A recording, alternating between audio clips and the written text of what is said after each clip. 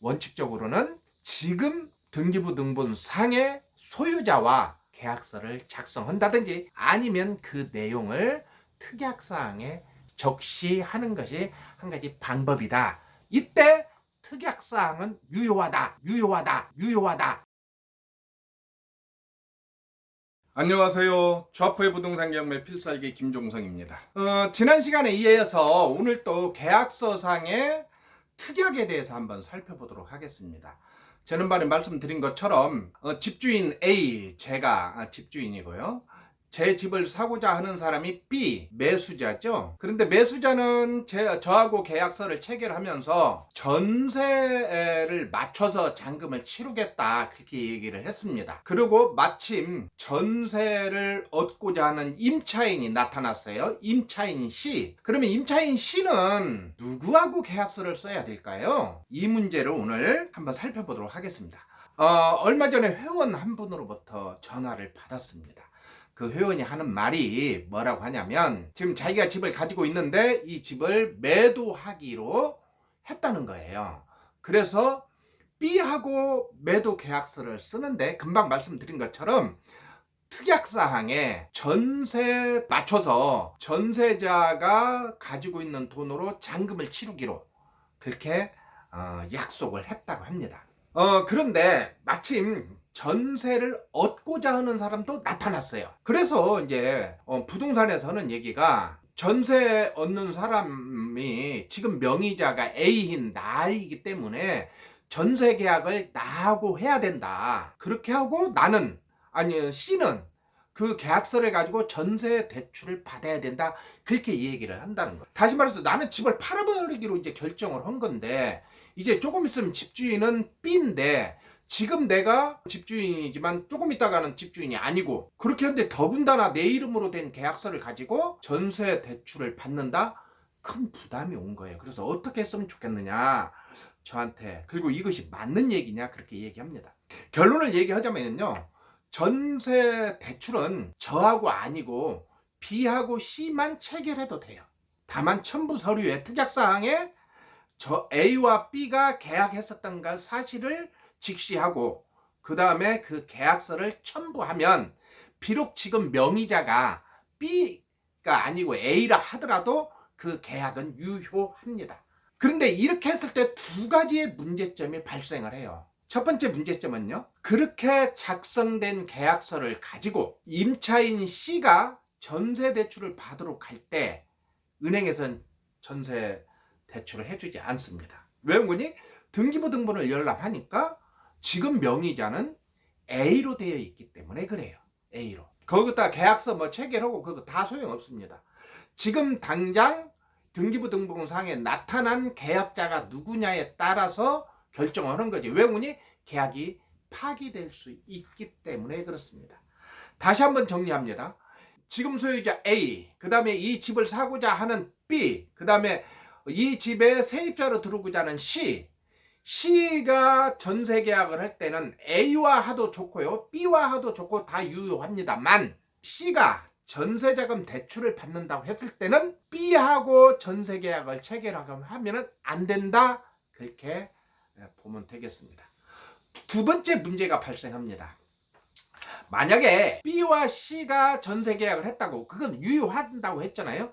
그렇게 했는데, 그래서 C는 전세자금 계약금을 B한테 주었습니다. 그렇게 했는데 A와 B가 계약이 파기된다면 어떻게 될까요? 당연히 B와 C도 계약이 파기가 될 수 있는데, C는 어때요? 이미 이 집을 계약을 했고 이사 날짜 정했고 자기가 살고자 하는 집도 내놔버렸단 말이에요. 그런데 계약이 파기돼 버렸다? 그러면 C는 B를 상대로 보증금도 계약금도 반환받아야 되고 또 위약금도 받아야 되겠죠. 그런데 B는 자기 잘못이 아니기 때문에 A와 B와의 관계 때문에 어긋났기 때문에 그 배상을 받으려면 그 B는 누구한테 또 다시 청구해요? A한테 청구하겠죠. 그러면 다른 말로 얘기해서 굉장히 복잡하게 돌아가기 때문에 이것도 문제점이 있다. 그렇게 바라보면 되겠습니다. 그래서 원칙적으로는 지금 등기부 등본상의 소유자와 C가 계약서를 체결하고 그 다음에 명의가 변경된 다음에는 A와 C가 다시 계약서를 작성한다든지 아니면 그 내용을 특약사항에 적시하는 것이 한 가지 방법이다. 그렇게 말씀드리고 이때 특약사항은 유효하다. 그렇게 보겠습니다. 또 하나 말씀드리고 싶습니다. 예를 들어서 임차인이 살고 있는 집에 하자가 발생했을 때 이것은 누가 부담을 해야 될까요? 이 문제도 나타나겠죠. 이 문제를 특약사항에다 기록하면 상당히 유리합니다. 그런데 일반적으로 그렇지 않죠. 이건 제가 한번 경험한 적이 있습니다. 무슨 적이냐? 첫 번째로 제가 전에 8,100원에 낙찰받은 집이 있었어요. 아파트가.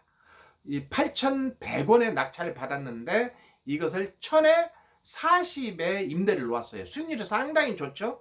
그때는 대출이 80% 나와서 무피 투자가 됐던 물건입니다. 그런데 이분이 살면서 40만 원을 보내는데 매달 40만 원은 보내는 게 아니라 거기서 어떤 때는 3만 얼마 띄기도 하고 어떤 때 2만 얼마를 띄기도 해서 뭐 38만 7천 원, 뭐 37만 6천 원 뭐 그런 식으로 돈을 보내는 거예요. 그래서 몇 번 그런 일이 있어서 제가 연락을 한번 해봤습니다. 왜 이렇게 돈을 보냈냐 그랬더니 그분 하시는 말씀이 뭐 전구가 나갔다. 뭐가 파손돼서 했다. 이렇게 이야기를 하면서 그 돈을 공제를 했다는 거예요. 그렇다면 이것은 계약을 해지할 수 있는 결격 사유가 될까요? 여러분들은 어떻게 생각하세요? 이것은 참으로 애매한 부분이죠. 그래서 임대차 계약서상 주택을 포함한 임대 목적의 수선에 관한 사항은 당사자들 간의 합의사항이에요. 합의사항. 어떻게 했으면 좋겠다. 그럼 그 합의사항을 특약사항으로 넣으면 좋겠죠. 그런데 이 내용을 특약사항으로 쓰기도 하기도 하고 또는 중개할 때 공인중개사가 구두로 고지를 하는 경우도 있습니다. 세상을 살다 보면 모든 것을 계약서에 다 담을 수는 없고 그래서 일반적으로 상식선에서 처리하는 경우가 많이 있죠. 그래서 그 상식선에서 처리한 것대로 진행하고자 하지만 경우에 따라서는 사람들은 그렇게 생각하지 않을 수가 있습니다. 아무튼 이런 합의가 없는 경우에는 임차인의 규책 사유가 없는 하자 발생 시 들어가는 비용은 예를 들어서 정상적인 사용을 하였는데도 사용 연한이 소진되어서 고장이 나는 경우에는 이것은 임대인이 부담을 하고 임차인의 규책 사유로 인한 경우에는 임차인이 그 비용을 부담하는 것이 일반적인 사항입니다. 즉 사용하다가 보일러가 고장이 났다. 확인해 보니까 유효기간이 상당히 긴 것이라서 고장이 났다면 이것은 어떻게 해요? 임대인이 부담을 해야 되겠죠. 그런데 화장실 수전 이렇게 화장실 물 내리는 것이 이렇게 고장이 났다. 그러면 그건 누가 부담하겠어요? 당연히 그 정도는 임차인이 부담을 해야 되겠죠. 며칠 전에 저한테 사진과 문자가 전송이 됐는데 거실 등이 나갔다고 하면서 사진을 찍어서 수리한 것을 이렇게 고친 거 사진까지 하고 그 다음에 전구 이렇게 구입한 영수증을 카톡으로 보냈는데 3만 원 왔습니다. 이거 누가 부담할까요? 제 상식선으로서는 임차인이 부담해야 될 걸로 예상하는데 임차인이 저한테 요구를 해서 이것저것 다투기 싫어서 그냥 3만 원을 제가 보내드렸습니다. 그래서 계약서 작성 시 특약사항에 임차인의 규책 사유로 인한 집기의 고장, 파손, 그리고 전기, 전구, 사소한 용품이 고장났을 때는 임차인이 수리한다라고 이렇게 특약사항에 적어 놓으면 불필요한 오해의 소지를 막지 않을까 그런 생각이 듭니다. 적폐부동산 경매 더리치에서는요 8월 21일 수요일 저녁에 투자심화반 개강합니다. 투자심화반. 계약서를 작성할 때 특약사항을 어떻게 할까요? 또 임대차 기간은 일반적으로 법적으로 24개월인데 예를 들어서 7월 말경에 계약 기간이 끝난다면 26개월로 계약 기간을 연장하면 어떻게 될까요? 그러면 추석 무렵이 되겠죠? 그러면 26개월 또는 27개월로 계약서를 작성하면 임대인한테 굉장히 유리하지 않겠습니까? 또 임차인 같은 경우에도 한여름에 집을 구하러 갈 때는 어려움이 있을 수 있는데 그냥 일반적인 상식으로 계약은 24개월이다 라고 판단을 해서 7월 말로 계약을 종료한다면 나중에 서로 어려움이 있을 수 있겠죠. 이때는 계약서를 작성할 때 임대차 기간을 27개월로 작성할 수 있잖아요. 이런 것들을 투자 심화반에서 구체적인 사례를 가지고 우리 실장님이 강의를 해줍니다. 8월 21일 투자 심화반 개강하니까 이때 한번 등록해 보시기 바랍니다. 그리고 지난 방송에도 말씀드린 것처럼 8월 24일 토요일 오후 2시 반 우리 하기님이 셀프 인테리어에 대해서 강의를 하는데요. 일반적으로 셀프 인테리어는 어떤 것들 가지고 셀프 인테리어를 하냐면요. 월세용 부동산은 셀프 인테리어를 합니다. 간단하게 페인트 칠을 한다든지 아니면 곰팡이 제거를 한다든지 문고리를 바꾼다든지 전등 같은 것을 교환한다든지 또는 간단한 필름이나 시트지. 여러분 필름과 시트지 차이를 아십니까? 한번 확인해 보세요. 시트지는 좀 얇아요. 필름은 좀 두껍습니다. 필름을 할 때가 훨씬 더 유리하거든요. 이런 것들도 셀프 수리를 하는데 기본적으로 상식이지만 모르는 경우 그렇게 처리할 수 있어요. 얼마 전에 제가 가지고 있는 부동산이 여주에 있었는데 우리 회원들과 같이 가서 셀프 수리를 했습니다. 이때 대문 필름지를 붙였는데 우리 영부인이 한번 해줬어요. 손이 얼마나 매운지 몰라요. 아주 잘하더라고요. 또 그리고 옛날에 제가 춘천에 아파트 하나 있었는데 그 올 수리를 해야 됐어요. 그래서 그 동네에 업자한테 맡기니까 비용이 엄청나게 많이 들었어요. 그래서 제가 하기님한테 부탁을 했어요. 네가 한번 셀프 수리를 해달라.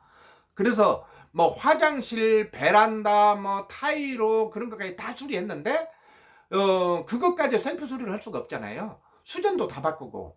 그래서 그거 하기님이 어떻게 했냐면 그 동네 인력 사무실에서 인력을 부르고 그 다음에 비품은 하기님이 인터넷으로 다 주문을 해가지고 그렇게 수리를 저렴한 가격에 그 다음에 깨끗하게 수리를 한 적이 있습니다. 8월 24일 토요일 오후 2시 반 한번 카페에 공지되어 있습니다. 다음 카페는 좌포의 부동산 경매 더리치, 네이버 카페는 부동산 경매 더리치로 되어 있으니까 검색하셔서 셀프 수리 한번 강의 들어보면 좋겠습니다. 오늘은 여기까지 하겠습니다. 안녕히 계세요.